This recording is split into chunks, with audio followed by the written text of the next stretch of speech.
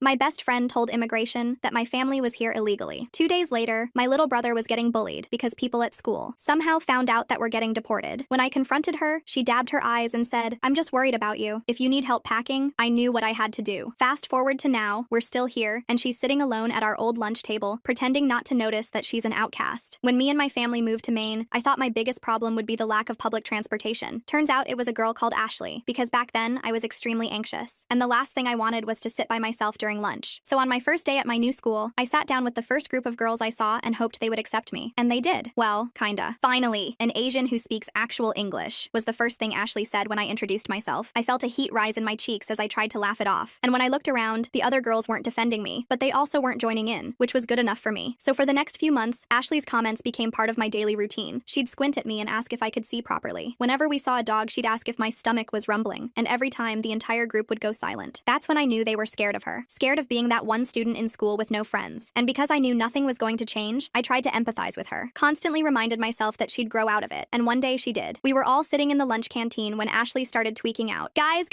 I slid into the cutest guy's DMs and I think he really likes me." Without asking, she whipped out her iPhone and showed us his profile picture. That's when it all made sense. It was a Chinese boy. I stared at her in disbelief. The entire table was silent. That's when she turned to me with wide eyes. "Ching Chong," she then coughed. "Cherry, I meant Cherry. I need your help. His parents are traditional and I don't want to mess this up." The other girls watched this interaction like it was a nature documentary. And maybe I'm too nice, or maybe I just wanted to believe people could change. But either way, I spent the next few weeks teaching her everything. How to use chopsticks properly, basic Mandarin phrases, what gifts to bring when meeting parents. And one day, I said something that changed things forever. BTW, his parents will probably want him to date someone Chinese, but if you show respect and make an effort with the culture— "What?" she interrupted. "That's not fair. Just because I'm born white, I have to suffer more." I pinched the bridge of my nose and nodded slowly, wondering when the her maturing stage would come. But something shifted after that. She went from interested to obsessed. She bought silk chupaos online and started wearing them to school. She replaced her Starbucks with bubble tea. And every day she'd stare at me with eyes filled with envy. Say things like, "You're so lucky to be born that way," or "I have to work so hard for what just comes naturally to you." The jealousy in her voice made my skin crawl. I thought things would get better when Kevin became her boyfriend, but instead they got worse. Whenever he was around, she would do everything she could to put me down. She'd correct my chopstick holding in front of everyone. Other times it wasn't even about my race. She would simply joke about how fat I was. "I'm literally size 0 LOL. The worst part was how she'd flip back to being my best friend the second Kevin left, like nothing had ever happened. I tried talking to the other girls about it. They all did that thing where they looked at each other but nobody wanted to speak first. Finally Emma said, "Maybe she's just excited about learning," but her voice was totally flat. Luckily, everything exploded at Madison's birthday party. Ashley brought Kevin and spent the entire night putting on a performance. She made a big show of teaching everyone mahjong, constantly correcting me even though I'd been playing since I was 5. "In authentic Chinese households, we don't play with those Americanized rules," she announced. "Right, babe?" Kevin looked uncomfortable but nodded. Ashley continued. "You know what's so funny?" she said, turning to Kevin with this fake sweet voice. "Cherry here is supposed to be Chinese, but she's basically just a Twinkie. Yellow on the outside, white on the inside." I finally snapped. "You know what's funny, Ashley?" My voice was shaking, but I didn't care. "3 weeks ago, you were asking if my family ate dogs." The entire party went silent. Someone turned the music down. "And what was that cute nickname you had for me?" I paused. "Oh yeah, Ching Chong." Kevin's face contorted like he had bitten into a lemon. "That's not— No, don't listen to her," she stammered. But it was too late. The entire friend group was now nodding their heads. Kevin was already packing up his stuff and getting ready to leave, cursing her under his breath. 2 days later, my parents got a call. It wasn't Ashley. It was immigration services. They called about an anonymous tip regarding our visa status. My hands shook as I watched my parents exchange worried glances across the kitchen table. Dad's jaw tightened the way it always did when he was stressed. Mom started organizing papers that were already perfectly arranged, shuffling through our visa documents for the 3rd time. "Everything is in order," she kept repeating, but her voice wavered. "We have all the proper documentation." The immigration officer on speakerphone assured us it was just a routine check, but Dad's face had already gone pale. He kept glancing at his work laptop, then back at the phone. I saw him pull up his company's HR portal twice before closing it again. That night, I heard him pacing in his study. Through the thin walls, I caught fragments of his conversation with Mom about workplace discrimination, about how one anonymous tip could spiral into questions at his job. He mentioned a colleague who'd faced similar scrutiny and never got promoted again. The next morning at school, I noticed immediately. Teachers who usually smiled at me now gave quick, uncomfortable glances. In chemistry class, Mrs. Peterson asked if I needed extra time to handle family matters. The guidance counselor pulled me aside between periods to ask if everything was okay at home. By lunch, the whispers had spread through the entire cafeteria. I caught fragments as I walked past tables. Deportation. Getting sent back. I heard their packing already. Ashley sat at our usual table, surrounded by the other girls. She looked up as I approached, her eyes wide with fake concern. "Oh my God, Cherry! I heard about your family. That must be so scary, not knowing if you'll have to leave." Emma stared at her sandwich. Madison picked at her salad. Nobody met my eyes. "Where did you hear that?" I asked, though I already knew. new. Ashley touched her chest dramatically. It's all over school. Everyone's talking about it. I'm just so worried about you. I sat down slowly, watching her performance. She leaned forward, lowering her voice like she was sharing a secret. If you need help packing or anything, my phone buzzed, then buzzed again, and again. I pulled it out to find my Instagram flooded with comments. Screenshots of posts I'd never made, messages I'd never sent, all with my profile picture, my username, but the words were cruel, mocking. They targeted Ashley specifically, calling her a wannabe Asian, and worse. What the hell? I whispered, scrolling through the fabricated evidence. Ashley's phone chimed. She glanced at it and her face transformed into wounded shock. Oh my god, Cherry, how could you? She turned her screen toward the other girls. More fake screenshots. The entire lunch table shifted uncomfortably. I didn't write any of this, I said, but my voice sounded weak even to me. Ashley's eyes filled with tears on command. I tried so hard to learn about your culture. I thought we were friends, but you're just jealous because Kevin chose me. Kevin dumped you at Madison's party, I reminded her. Her face flushed. That's not true. We're working things out. You're just bitter because no Asian guy would want someone as whitewashed as you. I stood up so fast my chair scraped against the floor. Several people turned to stare. Ashley immediately switched back to victim mode, dabbing at her eyes with a napkin. I can't believe you'd cyberbully me like this, she said loudly enough for nearby tables to hear. By the end of the day, I'd received 3 emails from teachers about online responsibility and a note to see the principal first thing tomorrow. My phone had over 50 notifications from classmates who'd seen the fake screenshots. Some believed they were real, others stayed silent. I found my younger brother Thon waiting by my locker after school. His eyes were red, and his backpack hung off one shoulder like it was too heavy to carry properly. Some 8th graders cornered me at lunch, he said quietly. They said our family was getting kicked out of the country. They said you were mean to some girl and now we're all in trouble. My chest tightened. Then was only in 6th grade. He'd been so excited about joining the robotics club, making new friends. Now he looked smaller than usual, shoulders hunched like he was trying to disappear. It's not true, I told him. Someone's spreading lies. I know, he said, but they wouldn't stop. They followed me to the library. We walked home together in silence. Mom's car was already in the driveway, unusual for a Tuesday. Through the window, I saw her on the phone, gesturing with one hand while holding papers in the other. Inside, Dad sat at the dining table with his laptop open. His company's email system filled the screen. He minimized it when we walked in, but not before I saw the subject line of an open message.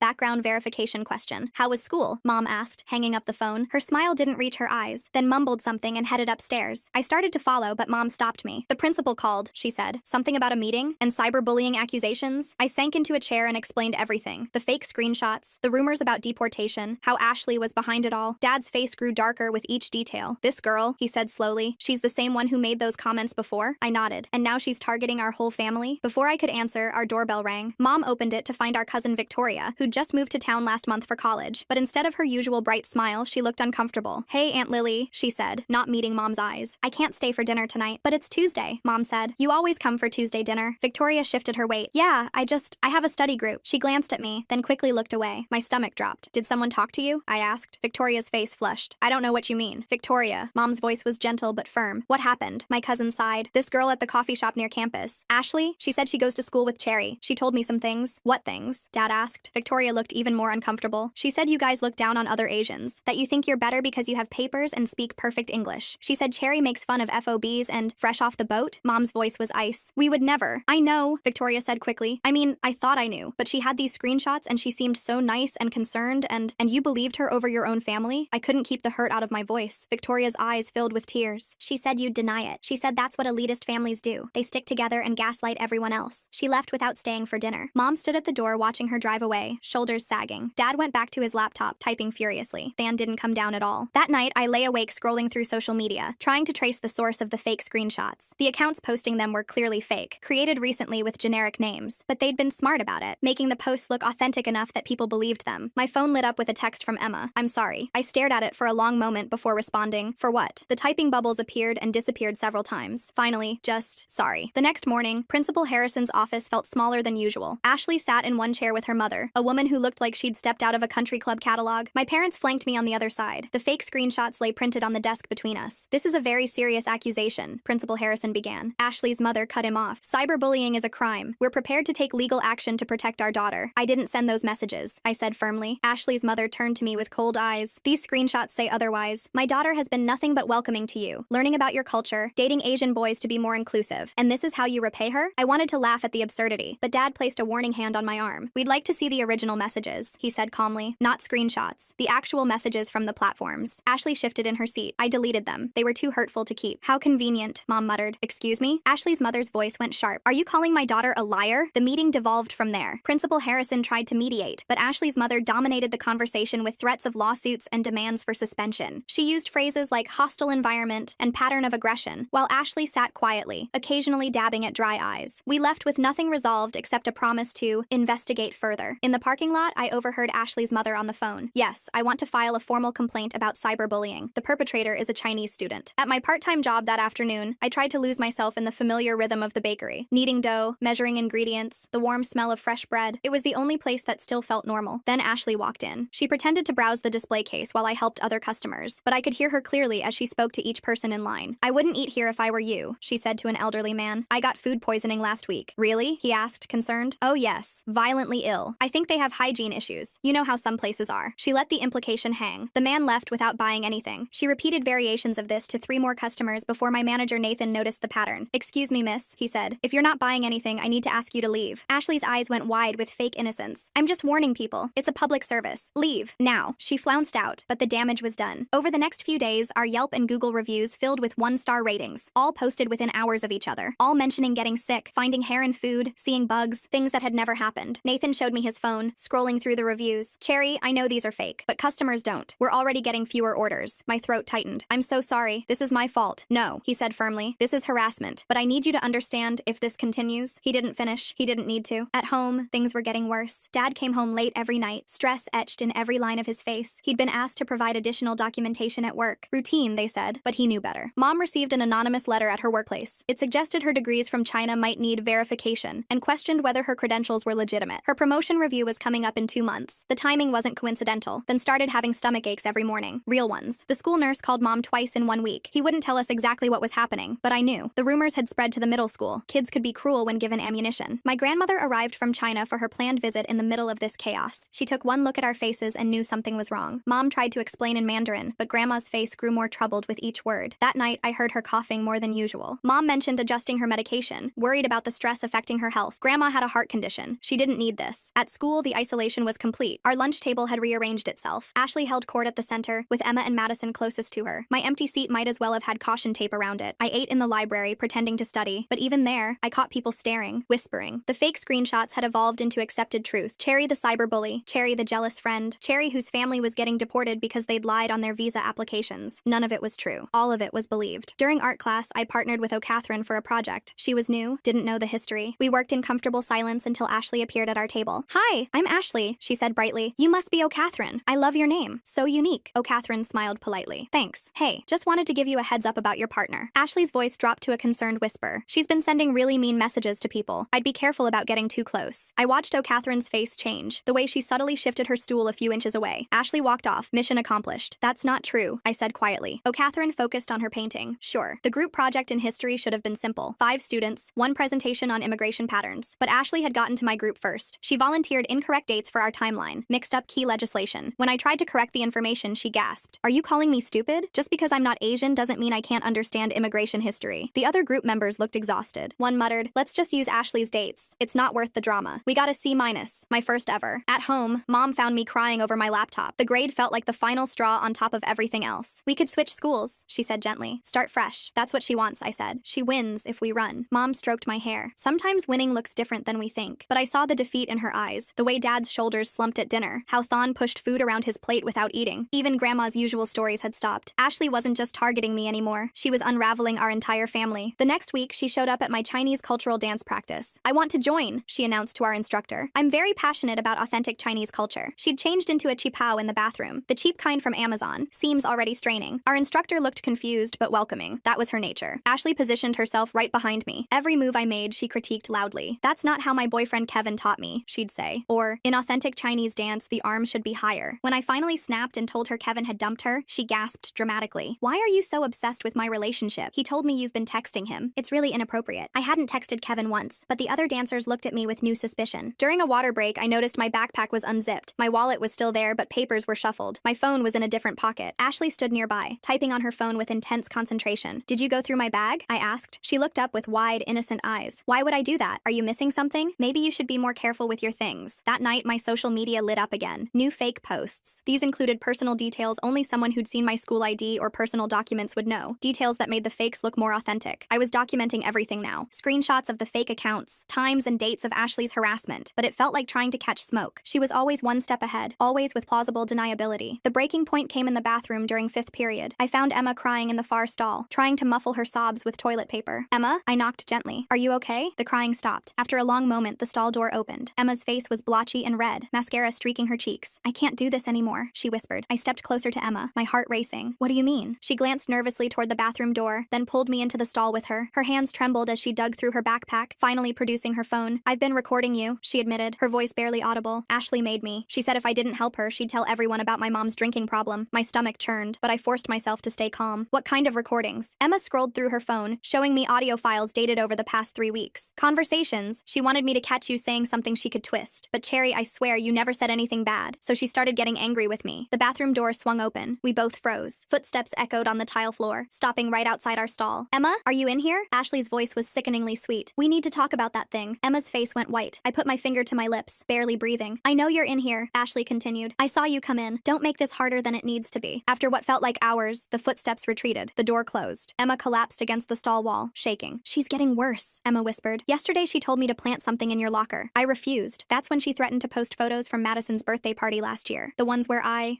got too hammered. I felt a surge of protective anger. Emma, we need to stop her. Together. Emma shook her head frantically. You don't understand. She has dirt on everyone. Madison's family's business? They accidentally hired someone without proper work permits last summer. Ashley's dad is a lawyer. She said one phone call would shut them down. The pieces were falling into place. Ashley hadn't just been targeting me. She'd been building a network of control, using everyone's secrets as weapons. But here's the thing, Emma continued, her voice gaining strength. I kept recording even when she didn't ask me to. I have her admitting things, laughing about the fake immigration tip, bragging about the social media accounts. My pulse quickened. Can I hear them? Emma plugged in her earbuds, handing me one. Ashley's voice filled my ear, clear and cruel. Cherry's so stupid. She actually thinks her family is safe just because their papers are real. Wait until her dad's boss starts asking questions. I made sure to mention his name specifically when I called. Another recording. The fake reviews are genius. Nathan's bakery will lose so much business. Maybe Cherry will have to quit and focus on packing for her deportation. Her laugh was chilling. There's more, Emma said, swiping to another file. This one's from yesterday. Ashley's voice again. I'm going to befriend every single person in Cherry's life. Her cousin was easy. Just had to play the concerned friend card. Next, I'm working on her brother's teacher. Plant some doubts about their home situation. Maybe suggest the stress is affecting his performance. I felt sick. Dan's stomach ache suddenly made more sense. We need to tell someone, I said. With what proof? Emma asked. She'll say the recordings are fake, edited. She's already setting up that narrative, telling people you're good with technology. She was right. Ashley had thought of everything. That afternoon, I found Madison sitting alone in the library. She looked up when I approached, immediately glancing around as if checking for Ashley. We need to talk, I said quietly. Madison's hands tightened on her textbook. I can't be seen with you. It's about Ashley. Emma told me about your family's business. Madison's face crumpled. One mistake. One honest mistake hiring someone, and now she owns us. Do you know what losing our business would mean? It's been in my family for 30 years. I sat down across from her. What if we could stop her? How? Madison's voice was bitter. She's 3 steps ahead always. Did you know she's been taking photos of people's houses? Their cars? She jokes about it, says she's documenting her friends' lives, but we all know what she's really doing. The weight of Ashley's web pressed down on me. How many others were trapped like this? There's something else, Madison continued. She's been talking to O'Catherine a lot, showing her your posts about how new students are annoying. O'Catherine's been here 2 weeks and already thinks you're horrible. I thought about O'Catherine's cold shoulder in art class, another relationship poisoned before it could begin. After school, I waited for Thon by the middle school entrance. When he finally emerged, he was walking with his shoulders hunched, trying to be invisible. Hey, I said gently, want to get ice cream? He shrugged, but I saw a flicker of the old Thon in his eyes. We walked to the nearby shop in silence. Only after we'd gotten our cones and found a quiet bench did he start talking. They follow me everywhere, he said. The 8th graders. They ask if we've started packing, if I'll have to learn Chinese when we get sent back. Today, someone put a fake deportation notice in my locker. My hands clenched around my cone. Did you tell a teacher? I tried. Mrs. Chen pulled me aside and asked if everything was okay at home. If mom and dad were putting too much pressure on me about grades, she said someone had expressed concern about my home environment. Ashley, of course. Then I'm going to fix this, I promised. He looked at me with eyes too old for 11. How? I didn't have an answer. That evening, Grandma's cough worsened. Mom called the doctor, speaking in rapid Mandarin. I caught fragments. Stress, medication adjustment, heart palpitations. Dad paced the living room, his phone buzzing constantly with work emails. Maybe we should consider moving, Mom said quietly after hanging up with the doctor. Not because of that girl, but for Grandma's health. Less stress. Running away? Dad's voice was sharp. Teaching our children to flee when things get hard? Teaching them to choose their battles? Mom countered. This is affecting all of us. Your job, Than's education, Grandma's health. They argued in hushed tones, switching between English and Mandarin. I retreated to my room, feeling the weight of being the cause of all this chaos. My phone buzzed. A text from an unknown number. Check your Instagram. With trembling fingers, I opened the app. My stomach dropped. New posts had appeared on my account. Photos I'd never taken, captions I'd never written, pictures of Ashley with cruel comments underneath, screenshots of fake conversations where I supposedly called her pathetic for trying to be Asian. The posts had been up for hours. Hundreds of views, dozens of comments expressing shock and disappointment. My actual friends knew I didn't have access to my account during school hours, but did that matter? I tried to delete them, but my password had been changed. The recovery email had been switched to something I didn't recognize. I was locked out of my own digital identity. The next morning, Principal Harrison called me in before first period. This time, Ashley wasn't there. Just me, my parents, and a woman I didn't recognize. "This is Ms. Rodriguez from the district's digital safety department," Principal Harrison explained. "We're taking these cyberbullying allegations very seriously." Ms. Rodriguez opened a folder filled with printed screenshots, the fake posts, but also new things. Comments on other students' photos from accounts with my name, messages to teachers from email addresses similar to mine,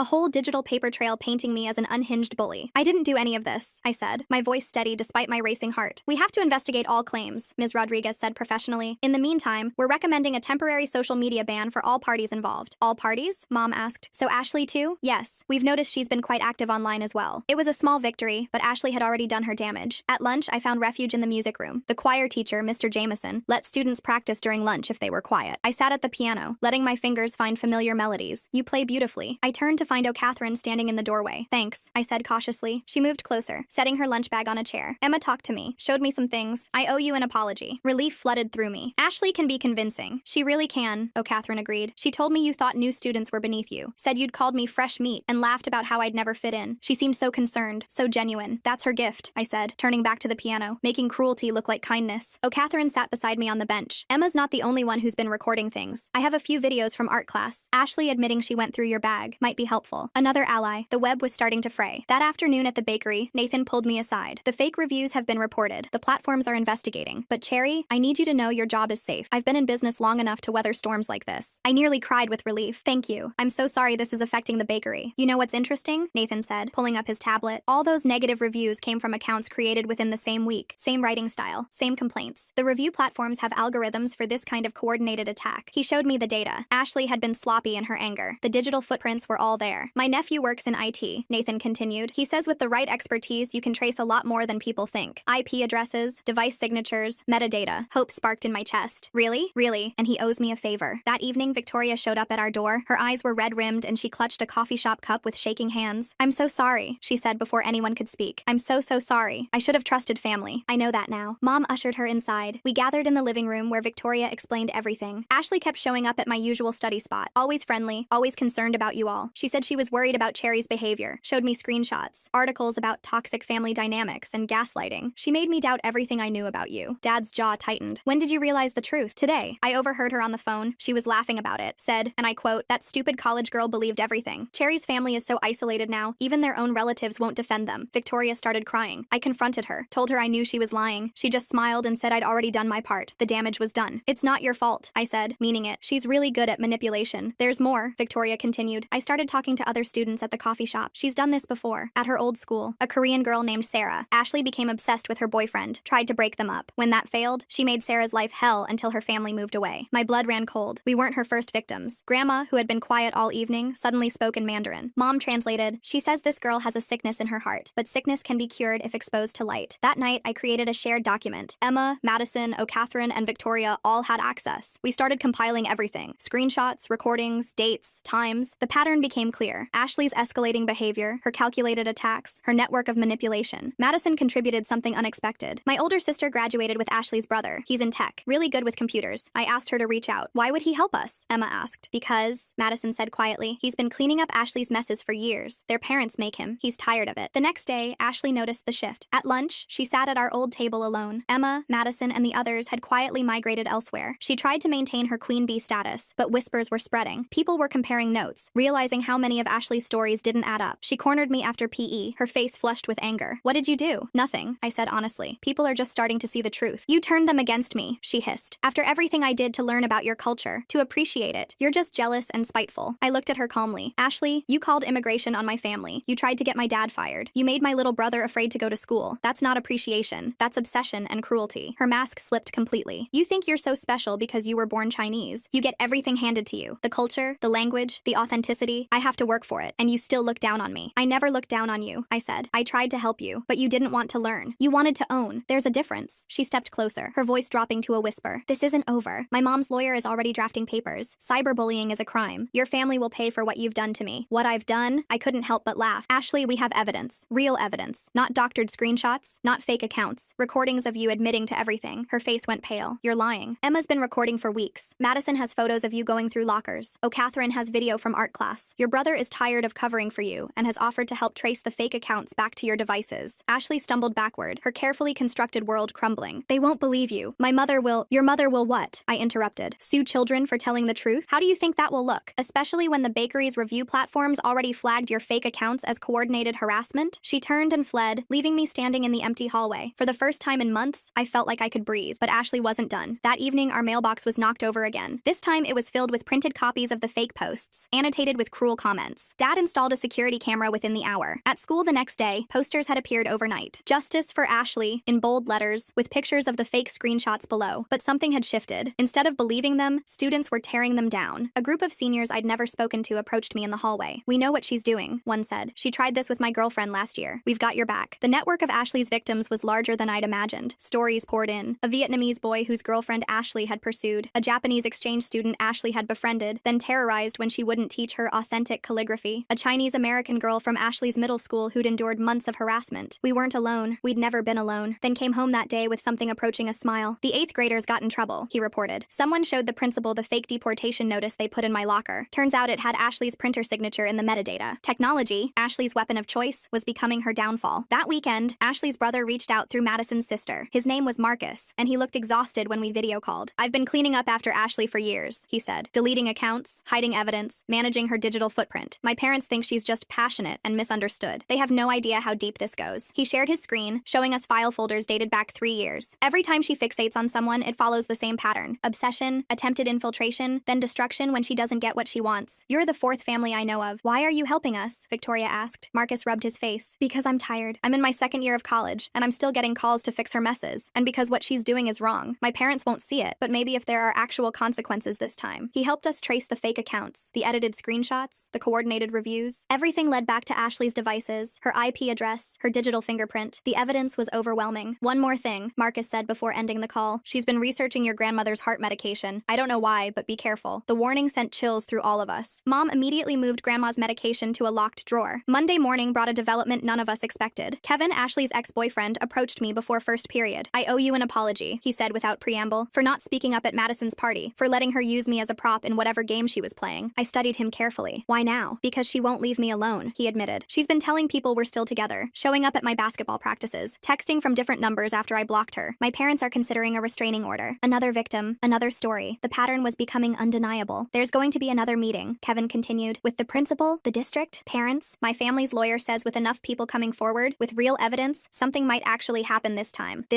Because there had been other times, other schools, other families who'd suffered in silence or moved away rather than fight. Not us, not anymore. The meeting was scheduled for Thursday. As word spread, more people came forward. The Vietnamese boy, Jason, had screenshots of Ashley creating fake dating profiles using his photos. The Japanese exchange student, Yuki, had emails where Ashley threatened to report her visa status if she didn't teach her real Japanese, not the watered-down classroom version. Wednesday night, our security camera caught Ashley approaching our mailbox again, but this time a neighbor was watching. Mr. Patterson, a retired teacher who'd been following the situation, confronted her. The footage showed her running away, leaving behind a bag filled with more printed screenshots and a typed letter full of accusations. Attempted mail tampering is a federal offense, Mr. Patterson informed us the next morning. I've already reported it. The walls were closing in on Ashley, and she knew it. Thursday's meeting was held in the district conference room. Families filled every seat. Ashley sat with her parents and their lawyer, her usual confidence replaced with something brittle and desperate. The superintendent opened with a statement about taking all allegations seriously. Then, one by one, families presented their evidence. Emma's recordings played through the speakers. Ashley's voice, clear and damning, admitting to everything. Marcus testified via video call, sharing the digital trail he'd uncovered. Nathan presented the review platform's investigation results. When it was my family's turn, Dad stood with quiet dignity. He spoke about the fear his children had lived with, the questions at his workplace, the stress on his elderly mother. He presented the Immigration Service's confirmation that the anonymous tip had been fraudulent. Mom added the anonymous letters sent to her workplace, now traced back to Ashley through the printer signatures Marcus had identified. Than, brave little Than, stood up and spoke about the 8th graders who'd tormented him. He showed the fake deportation notice, the printer metadata highlighted. I just wanted to make friends and learn, he said simply, but I was too scared to go to school. Ashley's parents watched with growing horror. Her mother, who'd been so aggressive in defending her daughter, seemed to shrink with each revelation. Her father's face went from red to white to gray. When Ashley's lawyer tried to dismiss the evidence as circumstantial, the superintendent cut him off. We have multiple witnesses, digital forensics, and recorded confessions. This goes far beyond school discipline. This is systematic harassment and fraud. The consequences were swift and severe. Ashley was expelled, effective immediately. The district recommended criminal charges for harassment, fraud, and cyberstalking. Her parents were advised to seek immediate psychiatric intervention intervention for their daughter. Ashley stood up, her chair scraping against the floor. "You're all jealous," she screamed. "I just wanted to appreciate your cultures. I wanted to be included. You're the real racists, keeping me out because I'm white." Her father physically pulled her from the room as she continued screaming. The silence that followed was deafening. The superintendent turned to the assembled families. "I apologize that it took this long to address the situation. We'll be implementing new policies to prevent this kind of systematic harassment in the future." It was over, or at least this chapter was. The next morning, I woke up to find Dad already dressed for work, adjusting his tie in the hallway mirror. His hands weren't shaking anymore. Mom was making breakfast, humming softly while Thon actually ate his cereal instead of pushing it around the bowl, but the peace lasted exactly until I got to school. Ashley's car was in the parking lot. My stomach dropped. How was she here after being expelled? I found out during first period when an announcement crackled over the intercom. "All students involved in yesterday's district meeting, please report to the main office immediately." The hallways felt longer than usual. Emma caught up with me halfway there, her face pale. "My mom got a call this morning. Ashley's parents filed an emergency injunction. She's back pending appeal." Madison joined us at the office door. "My dad said they're claiming the evidence was obtained illegally, that we violated her privacy by recording without consent." Inside Principal Harrison's office, Ashley sat between her parents and a different lawyer. This one wore a sharper suit and had the kind of smile that never reached his eyes. Ashley's face was composed, almost serene, like she'd already won. "Thank you all for coming," the lawyer began. "We're here to discuss the serious violations of my client's privacy rights. Recording someone without their knowledge is illegal in this state. Any evidence obtained this way is inadmissible." My parents exchanged glances. Dad cleared his throat. "We were told the recordings were made in public spaces where there's no expectation of privacy." "That's debatable," the lawyer said smoothly. "But more concerning is the coordinated harassment campaign against my client. Multiple students conspiring to destroy her reputation. That's cyberbullying at its worst." I watched Ashley's face. She kept her eyes downcast, occasionally dabbing at them with a tissue. The perfect victim act. O'Catherine's mom spoke up. "Your client went through my daughter's backpack. We have video evidence." "Allegedly," the lawyer corrected. "The video is grainy and inconclusive. It could be anyone." The meeting continued like this for an hour. Every piece of evidence we'd gathered was picked apart, questioned, dismissed. Ashley's parents sat rigid, her mother's knuckles white as she gripped her purse. When we finally left, nothing had been resolved. Ashley was back in school, pending investigation. The restraining order Kevin's family had filed was under review. The criminal charges were being evaluated. At lunch, Ashley reclaimed her spot at our old table. She sat alone, but her presence was enough. Emma, Madison, and the others huddled at a corner table, speaking in whispers. "She can't get away with this," O'Catherine said, her voice fierce. But as the days passed, it seemed like she could. The administration, terrified of lawsuits, treated everyone with kid gloves. Teachers avoided taking sides. The social media ban was lifted because Ashley's lawyer argued it violated her First Amendment rights, then started having nightmares. I heard him crying one night and found him curled up in bed, clutching his robotics club certificate. "She's back," he whispered. "The 8th graders said she's back and madder than ever." I sat on his bed, rubbing his back. "We're not giving up. What if she wins?" His voice was so small. I didn't have an answer. The next day, Ashley escalated. She arrived at school wearing a traditional hanfu, the elaborate Chinese dress sweeping the hallways. She'd hired a photographer to follow her around, documenting her cultural appreciation journey. "For my college applications," she explained loudly to anyone who'd listen, "I'm writing about overcoming discrimination and embracing diversity despite adversity." She positioned herself near my locker between classes, speaking Mandarin phrases just loudly enough for me to hear. They were all wrong, tones mangled, meanings twisted. But when I walked past without reacting, she called out, "Cherry, could you help me with my pronunciation? I want to make sure I'm being respectful." I kept walking. Behind me, I heard the photographer's camera clicking. In the bathroom later, I found a note taped to the mirror. "Drop the charges or things get worse. You know I always win." It wasn't signed, but I recognized the handwriting. That afternoon, Nathan called me into his office at the bakery. His face was grim. "We lost the Riverside Academy account," he said. "They called this morning to cancel their weekly order. Said they heard concerning things about our health standards." Riverside Academy was Ashley's old private school. Of course. "I'm so sorry," I started, but Nathan held up his hand. "This isn't your fault. But Cherry, I need you to understand something. I can weather some storms, but if she keeps targeting our commercial accounts," he didn't finish. He didn't need to. At home, Mom was on the phone with her supervisor. I caught fragments of the conversation. "Yes, I understand the concerns. No, there's no validity to the claims. I have all my original transcripts." Dad came home early, his face drawn. "HR wants to do a full background check. They say it's routine, but the timing." He trailed off, loosening his tie. Grandma watched us all from her chair, her eyes sad. She'd stopped taking walks, stopped cooking her favorite dishes. The stress was wearing on her more than any of us wanted to admit. That night, Victoria called. "Ashley showed up at my dorm," she said, her voice shaking. "She had flowers, said she wanted to apologize for the misunderstanding. My roommate let her in before I got back." "What did she do?" I asked, already dreading the answer. "Nothing was missing, but things were moved. My laptop was open. My journal was on a different page. She left a note saying she hopes we can be friends again." The violation made my skin crawl. Ashley was showing us she could reach us anywhere. The next morning, Marcus texted our group chat. "She's using VPNs now, harder to trace, but I found something interesting. She's been researching emancipation laws." "Why?" Emma asked. "My guess? If she can legally separate from her parents, she can claim they forced her into therapy, paint herself as the victim of abusive parents who are punishing her for embracing diversity." The manipulation was breathtaking in its scope. At school, Ashley had recruited new followers, freshmen who didn't know the history, transfer students who only saw her designer clothes and confident smile. She held court in the cafeteria, teaching them phrases in Mandarin, showing them how to use chopsticks. Cultural exchange is so important, she said loudly as I passed. Some people want to gatekeep their culture, but I believe in sharing and learning. One of her new followers, a freshman named Brittany, approached me after class. Ashley says you're trying to stop her from learning about Chinese culture. That's pretty prejudiced. I stared at her. Did she also tell you she called immigration on my family? Brittany's face scrunched in confusion. She said you made that up to get attention. The gaslighting was spreading like a virus. Than's teacher called that evening. Mrs. Chen wanted to discuss his recent behavioral changes. When Mom asked for specifics, the teacher hesitated. He's been withdrawn. Some students mentioned there might be tension at home. I just want to make sure he has the support he needs. Mom's voice was ice. My son is being bullied because of false rumors. That's the only tension. But the seed of doubt had been planted. I saw it in the way Mrs. Chen's emails became more formal, how she watched Than more closely during pickup. Ashley's campaign was working. She was creating enough smoke that people assumed there must be fire. Friday brought a new crisis. The local Chinese Cultural Center, where I'd volunteered for years, received an anonymous complaint. Someone had accused me of gatekeeping and creating a hostile environment for non-Chinese students trying to learn. The director, Mrs. Liu, called me personally. I don't believe a word of it, she assured me, but the board is worried about perception. They want you to take a break from volunteering until this blows over. Another piece of my life chipped away. That weekend, Ashley threw a party. She posted about it everywhere, calling it a multicultural celebration. Photos flooded social media. Ashley in various traditional outfits from different cultures, teaching party games she'd Googled, serving food she'd ordered from restaurants, building bridges, not walls. Her caption read, "Real appreciation means bringing people together." The comments were split. Some praised her efforts. Others, who knew the truth, stayed silent. Speaking up meant becoming her next target. Emma texted me a photo from the party. Ashley had set up a whole display about her journey into Chinese culture. It included photos of her with Kevin at Chinese restaurants, wearing traditional clothes. At the center was a printed screenshot of my bullying posts with a caption, "Rising above hate with love." The narrative was shifting. Ashley wasn't the villain anymore. She was the hero, bravely pursuing her passion despite discrimination. Monday morning, I found my locker vandalized. Someone had stuffed it with takeout menus and written, "Go home," in marker. The security footage was mysteriously corrupted for just that time period. During PE, someone cut my gym clothes while I was in the shower. I had to wear my sweaty uniform for the rest of the day. When I reported it, the gym teacher sighed. Without proof of who did it. Always without proof. Always just shy of consequences. Then came home with a bloody nose that day. He said he'd tripped, but I saw the fear in his eyes. Mom wanted to march to the school immediately, but Dad stopped her. "They'll say we're overreacting, making trouble. It'll make things worse." The helplessness in his voice broke my heart. We were drowning in Ashley's manufactured chaos. That night, Grandma had chest pains. The ambulance came, lights flashing in our quiet street. As the paramedics loaded her in, I saw curtains twitching in windows. By morning, the whole neighborhood would be talking. At the hospital, Grandma was stable but weak. The doctor talked about stress-induced arrhythmia, adjusting medications, monitoring closely. Mom held Grandma's hand while Dad paced the waiting room. "This has to stop," Mom said quietly. "Whatever it takes, this has to stop." I knew what she meant. We could leave, start over somewhere new, let Ashley win. But then Marcus texted, "Emergency, check your email." He'd sent a link to a blog post, "My Truth, Standing Up to Cultural Gatekeepers" by Ashley Morrison. In it, she detailed her journey into Chinese culture, how she'd been bullied and ostracized for her genuine interest. She named me specifically, painting herself as the victim of reverse racism. The post already had hundreds of shares. Comments poured in supporting her, condemning me. Someone had even started a petition to have me removed from school activities for creating a hostile environment. But Marcus had found something else. "Look at the metadata," his email said. "She wrote this 3 weeks ago, before the district meeting. She's been planning this narrative shift the whole time." I forwarded everything to our lawyer, the one my parents had hired when it became clear the school wouldn't protect us. He called within an hour. "This is good," he said. "Shows premeditation, but we need more. Something definitive." That something came from an unexpected source. Tuesday afternoon, Ashley's new freshman friend Brittany found me in the library. Her face was pale, hands shaking. "I need to tell you something," she whispered. "About Ashley." She pulled out her phone, showing me texts. Ashley had been coaching her on what to say to teachers about me, how to phrase concerns about my bullying without making direct accusations. "She said she'd make me popular," Brittany admitted. "Said she'd teach me everything about being sophisticated and cultured." But then, she showed me more texts. Ashley threatening to spread rumors about Brittany if she didn't follow instructions. Photos taken without Brittany's knowledge at the party. Leverage gathered for future use. "She's doing to me what she did to you," Brittany said, tears streaming. "I'm so sorry I believed her." I hugged her. "It's not your fault. She's very good at this." Brittany had saved everything. Screenshots, recordings of phone calls, even videos of Ashley coaching her on what to say. It was exactly what we needed. But Ashley must have sensed the walls closing in. That evening, she made her boldest move yet. Mom got a call from China. Her elderly mother, my other grandmother, was crying. Someone had called her, speaking in broken Mandarin, claiming to be from the government. They said our family was under investigation for fraud, that we might be sent back to China in disgrace. My grandmother, already fragile, had collapsed from the stress. She was in the hospital now, my aunts and uncles rallying around her. Mom's hands shook as she hung up. She called my mother, in China. How did she even get the number? I thought about Ashley going through my backpack, my phone. The pieces clicked into place. "That's it," Dad said quietly. "We're pressing charges. All of them. Harassment, fraud, stalking, everything." The lawyer was at our house within an hour. We compiled compiled everything: Brittany's evidence, Marcus's digital forensics, the international harassment. It painted a picture of calculated, escalating abuse that had spread across oceans. Wednesday morning, Ashley wasn't at school. Word spread quickly. The police had been to her house. Her parents had withdrawn her pending the investigation, but she had one last card to play. That afternoon, a video went viral. Ashley, tears streaming down her face, sitting in what looked like a therapist's office. "I just wanted to learn," she sobbed. "I loved Chinese culture so much, but they made me feel like I was worthless, like I could never be good enough because of my skin color. I started having panic attacks. I couldn't eat. My parents are so worried." The performance was flawless. Within hours, it had thousands of views. Justice for Ashley started trending locally. People who'd never met either of us picked sides based on a 3-minute video. Our lawyer warned us to stay quiet, not to respond, but the damage was spreading. Dad's workplace got calls asking why they employed someone who would traumatize a young girl. Mom's promotion was quietly tabled, then refused to go to school. Then Kevin did something unexpected. He posted his own video. "I dated Ashley Morrison for 2 months," he began. "What I saw during that time, it wasn't appreciation, it was obsession. She fetishized my culture, my family. She wanted to own something that wasn't hers to take." He detailed specific incidents: how she'd insisted on speaking for him at family gatherings, how she'd corrected his own Mandarin pronunciation, how she'd photographed his family's heirlooms without permission, planning to buy replicas online. When Cherry confronted her at Madison's party, it wasn't bullying. It was someone finally standing up to months of prejudiced harassment disguised as appreciation. His video sparked others. Jason posted about the fake dating profiles. Yuki shared the threatening emails. Former classmates from Ashley's previous schools came forward with their stories. The narrative was shifting again, but this time toward truth. Thursday brought the biggest revelation. Marcus had been digging deeper into Ashley's digital history. He found a private blog she'd kept for years, password protected and hidden. The entries were chilling. Detailed plans for destroying anyone who crossed her. Racial slurs about the very people she claimed to appreciate. Fantasies about becoming the queen of various cultural groups. One entry from 3 years ago read, "Sarah thinks she's so special because she's Korean. I'll show her. By the time I'm done, everyone will see me as more Korean than her. And when she objects, I'll destroy her for being a gatekeeper." Sarah, the Korean girl Victoria had mentioned, the one whose family had moved away. Marcus sent everything to the police and the district attorney. The blog showed a pattern of behavior that went far beyond teenage drama. Friday morning, Ashley's parents held a press conference. They looked haggard, aged years and days. Her mother spoke first. "We failed our daughter," she said simply. "We saw her interest in other cultures as admirable. We didn't see the darkness underneath. To all the families she's hurt, we are deeply sorry." Her father added that Ashley was entering intensive psychiatric treatment. They were cooperating fully with all investigations. They would pay restitution to affected families. It felt like victory, but a hollow one. Grandma was still in the hospital, then still flinched at loud noises. The bakery had lost 3 more accounts. That afternoon, Principal Harrison called an assembly. He apologized for the administration's failure to protect students. New policies would be implemented immediately. Training on recognizing manipulation and harassment. Clear protocols for reporting and investigating claims. "We let you down," he said, looking directly at me. "We won't let it happen again." After school, our original lunch group gathered in the cafeteria. Emma, Madison, O'Catherine, even some of Ashley's former followers. We sat at our old table, the one that had been a battlefield for so long. "I'm sorry," one of the newer girls said. "We should have seen through her. She was convincing," I said. "That was her gift." We talked for hours, about healing, about moving forward, about making sure no one else went through what we had, then joined robotics club again the next week. His friends had stood by him, forming a protective circle when older kids tried to approach. Dad's workplace issued a formal apology after reviewing the situation. Mom's promotion was back on track. Grandma came home from the hospital, fragile but determined. "That girl tried to break us," she said in Mandarin, "but we are stronger than her poison." The bakery slowly rebuilt its reputation. Nathan hired Brittany part-time, giving her a fresh start away from Ashley's influence. Customers who'd heard the real story made a point of supporting us. Ashley's blog posts were used as evidence in multiple investigations. Families from 3 different states came forward with similar stories. The girl who'd terrorized us was part of a larger pattern that was finally being addressed. Marcus sent one final message to our group. "She's been admitted to a long-term facility. Court ordered. At least 2 years of intensive treatment. It wasn't jail, but it was accountability." Months later, I was accepted early decision to my dream college. The admissions essay I'd written about standing up to cultural appropriation and harassment had resonated with the committee. Then won first place at the state robotics competition. Dad got promoted. Mom's research was published in a major journal. Grandma started teaching mahjong at the community center, sharing our culture the right way. At graduation, I saw Ashley's parents in the audience. They'd come to support their nephew. Her mother caught my eye and nodded slightly. An acknowledgement, an apology, a closure. Victoria became one of my closest friends. Our bond strengthened by surviving Ashley's manipulation. Emma started a support group for students dealing with harassment. Madison's family business thrived, free from Ashley's threats. The last I heard, Ashley was still in treatment. Her brother Marcus had cut contact, focusing on his own healing. Some wounds take longer to mend. Our family portrait from that year shows us smiling, genuinely happy. But if you look closely, you can see the steel in our spines. We'd been tested by someone who tried to weaponize our own culture against us. We survived. We thrived. We refused to let her win. And somewhere in a facility, getting the help she desperately needed, Ashley was finally facing the truth about herself. Not the victim she'd pretended to be, but someone whose obsession with owning others' identities had nearly destroyed multiple families. The irony wasn't lost on me. on me. In trying to become us, she'd lost herself entirely, and in defending who we were, we'd become stronger than ever.